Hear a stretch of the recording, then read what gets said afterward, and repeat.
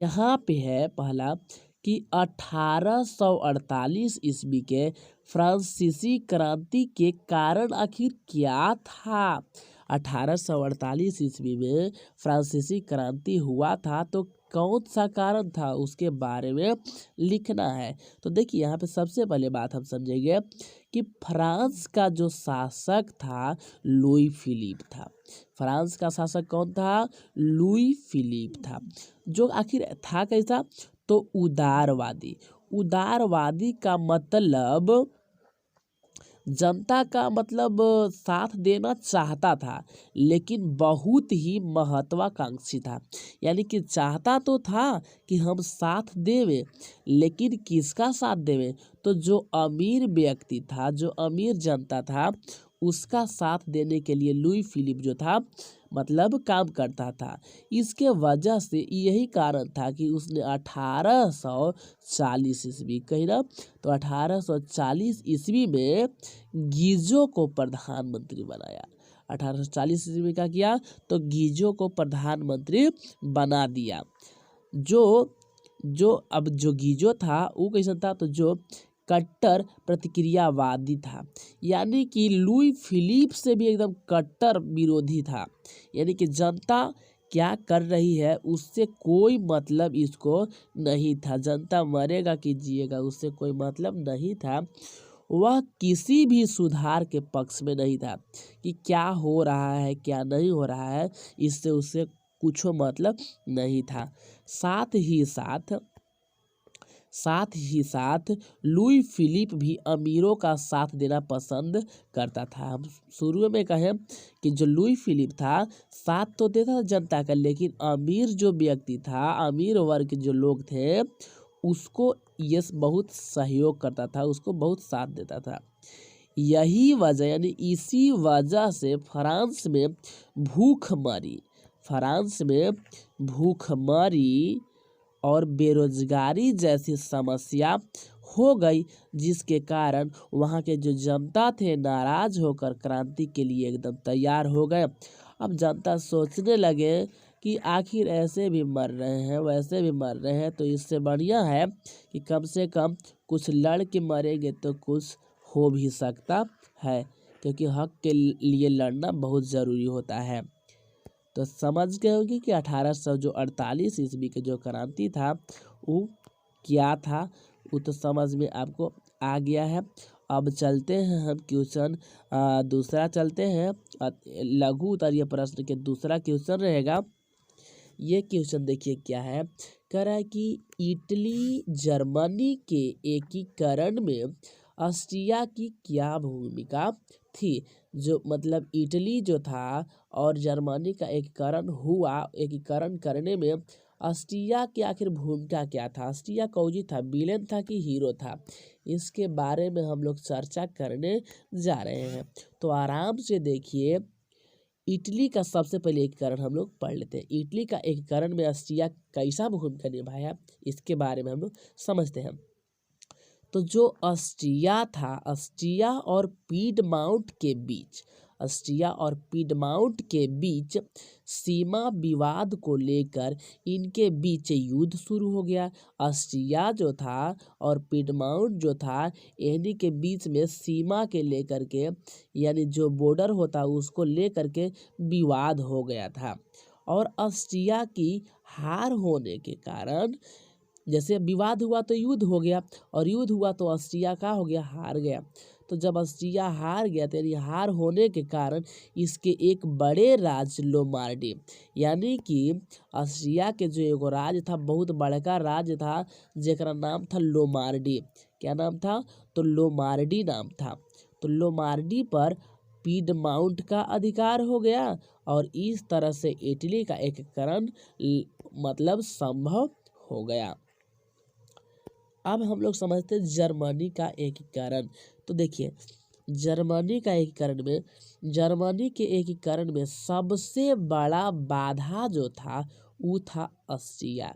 यानी कि ऑस्ट्रिया एकदम समझ जाइए कि विलेन है, हीरो तो है ही नहीं, विलेन है। तो ऑस्ट्रिया सबसे बड़का बाधा था।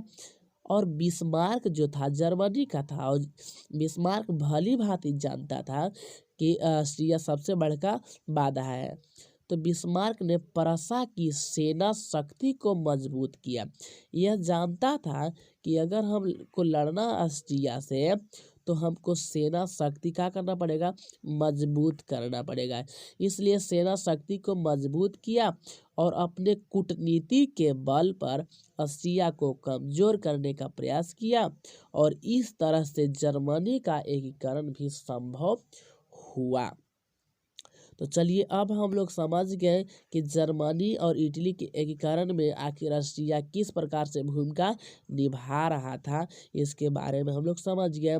यदि आपको पीडीएफ चाहिए तो पीडीएफ भी आपको मिल सकता है। इसके लिए आपको हमको जो टेलीग्राम का जो लिंक है उसको टेलीग्राम पे फॉलो करना होगा, इंस्टाग्राम पे फॉलो करना होगा, और आप फेसबुक पेज को भी लाइक कर सकते हैं। आपको वहाँ पे फ्री में आपको पीडीएफ मिल जाएगा और आसानी से आप पढ़ सकते हैं। तो चलिए क्वेश्चन नंबर अब हम देखते हैं तीसरा क्वेश्चन, यानी कि लघु उत्तरीय प्रश्न का तीसरा क्वेश्चन हम लोग देखने वाले हैं। तो यूरोप में राष्ट्रवाद को फैलाने में नेपोलियन बोनापार्ट किस तरह की सहायक हुआ था। नेपोलियन बोनापार्ट जो था आखिर किस प्रकार से सहायक हुआ, क्योंकि यूरोप में जो राष्ट्रवाद फैलाया नेपोलियन बोनापार्ट ही फैलाया। नेपोलियन बोनापार्ट नहीं होता तो न तो जर्मनी का एकीकरण होता, न तो इटली का एकीकरण होता, और वहाँ जब एकीकरण नहीं होता तो हमारा जो देश भारत है उसका भी एकीकरण नहीं हो पाता, हमारा देश भी आज़ाद नहीं हो पाता। तो चलिए बहुत बढ़िया समझ में आ जाएगा। अब इसको समझते हैं कि नेपोलियन बोनापार्ट ने न सिर्फ इटली और जर्मनी में राष्ट्रवाद फैलाने में मदद किया। जो नेपोलियन बोनापार्ट है तो नेपोलियन बोनापार्ट खाली इटली और जर्मनी में नहीं राष्ट्रवाद फैलाया, बल्कि क्या किया, पूरे यूरोप के देश में जितना यूरोप में देश था इस सभी देशों में राष्ट्रवाद फैलाने में मदद किया। कौन, तो नेपोलियन बोनापार्ट। अब चलते हैं, थोड़ा आगे बढ़ते हैं। ऐसा होने से राष्ट्रीयता के साथ साथ लोकतांत्रिक विचारों का भी उदय होने लगा। जैसे हुआ क्या कि अब राष्ट्रवाद का तो मतलब सभी में लहर दौड़ गया, तो एक वजह से लोकतांत्रिक विचारों का भी उदय होने लगा। लोग समझ गए कि नहीं, अब हमको राजतंत्र नहीं चाहिए, अब लोकतंत्र हमको चाहिए, और लोकतंत्र लेकर ही रहेंगे। यानी कि लोकतंत्र विचारों का उदय हुआ है। सबको लगा कि अब हम गुलामी नहीं, अब हम आज़ाद की जिंदगी जिएंगे। और साथ ही साथ यहाँ पे देख रहे हैं यूनान, हंगरी तथा बोहेमिया।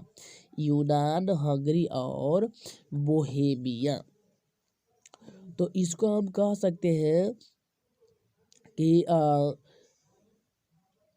मतलब यूनान, हंगरी तथा बोहेमिया में स्वतंत्रता आंदोलन, यूनान जो देश है, यूनान, हंगरी और बोहेमिया जो थे छोटे, तो इसमें स्वतंत्रता आंदोलन इसी राष्ट्रवाद का परिणाम था। यानी कि यूनान हो गया, हंगरी हो गया, बोहेमिया हो गया, तो इस सब में आखिर आंदोलन हुआ तो किसका देन था, तो नेपोलियन बोनापार्ट का देन था। अगर ये नहीं होता तो यहाँ पे यूनान, हंगरी और बोहेमिया में स्वतंत्रता आंदोलन छिड़बे नहीं करता। इसी आंदोलन के कारण उस्मानिया साम्राज्य का पतन हो गया था। जब यहाँ पे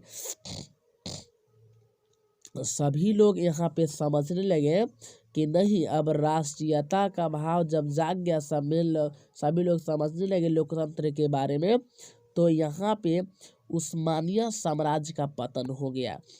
पतन का मतलब क्या है कि हार जाना, एकदम परास्त हो जाना। और जब उस्मानिया साम्राज्य का पतन हो गया तो वह जो था यानी कि यूनान तुर्की तक में ही सिमट कर रह गया। जो यूनान था तुर्की तक में ही सिमट कर रह गया।